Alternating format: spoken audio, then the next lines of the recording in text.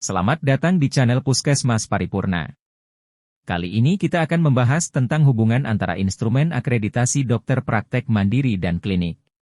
Untuk standar seperti di bawah ini. Standar pukul 2.12. Dokter praktik mandiri bertanggung jawab untuk merencanakan, memonitor, dan menilai mutu layanan klinis. Kriteria 2.12. 1. Dilakukan monitoring, evaluasi dan tindak lanjut terhadap indikator pelayanan praktik mandiri. Elemen penilaian. 1. Dan ditetapkan indikator mutu layanan klinis. 2. Ditetapkan sasaran-sasaran keselamatan pasien sebagaimana tertulis dalam pokok pikiran. 3. Dilakukan pengukuran terhadap indikator-indikator mutu dan keselamatan pasien. 4. Data mutu layanan klinis dan keselamatan pasien dikumpulkan secara periodik. 5. Data mutu layanan klinis dan keselamatan pasien didokumentasikan. 6. Data mutu layanan klinis dan keselamatan pasien dianalisis untuk menentukan tindak lanjut dan langkah-langkah perbaikan mutu layanan klinis dan keselamatan pasien. 7. Dilakukan upaya tindak lanjut untuk melakukan peningkatan mutu, perilaku pemberian pelayanan dan keselamatan pasien. 8. Seluruh kegiatan peningkatan mutu dan keselamatan pasien didokumentasikan. Berikut akan dijelaskan persamaan atau hubungannya dengan instrumen akreditasi klinik. 2. Standar 2. Penerapan sasaran keselamatan pasien, PMKP 2. A. Maksud dan tujuan. Sasaran keselamatan pasien merupakan bagian utama dari upaya keselamatan pasien.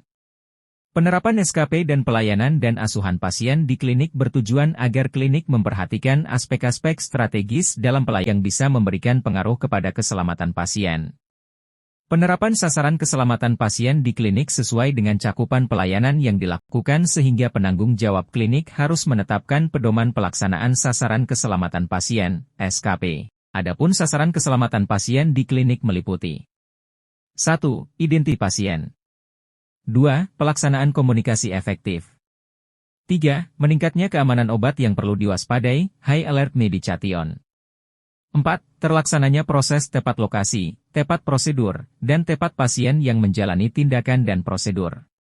A. Fase sign-in. B. Fase time-out. C. Fase sign-out. 5. Pengurangan risiko infeksi terkait pelayanan kesehatan. 6. Mengurangi risiko cedera karena pasien jatuh.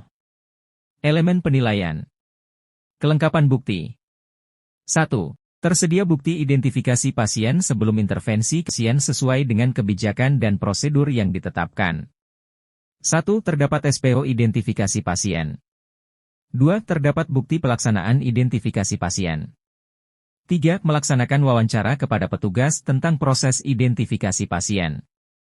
4. Simulasi pelaksanaan identifikasi pasien di 2. Tersedia bukti pelaksanaan komunikasi efektif yang didokumentasikan di rekam medik pasien. 1. Terdapat SPO pelaksanaan komunikasi efektif.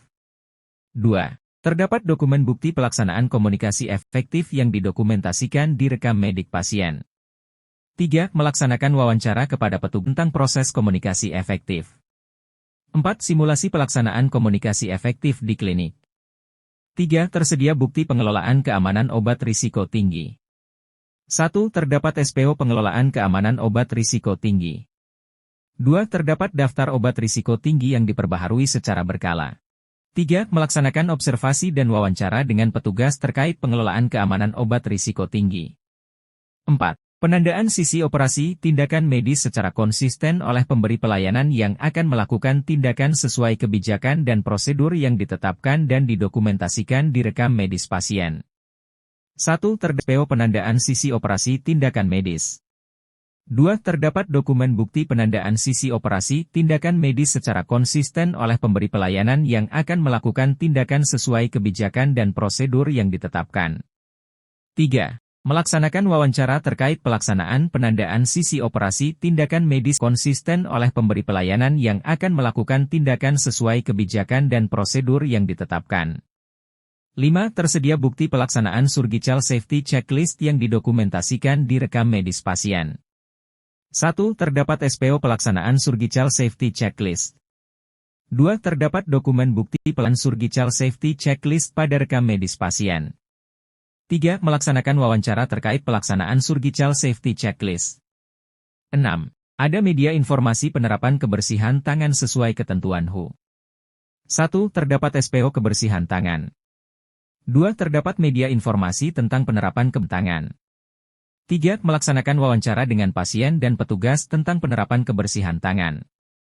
4. Simulasi kebersihan tangan oleh pasien dan petugas.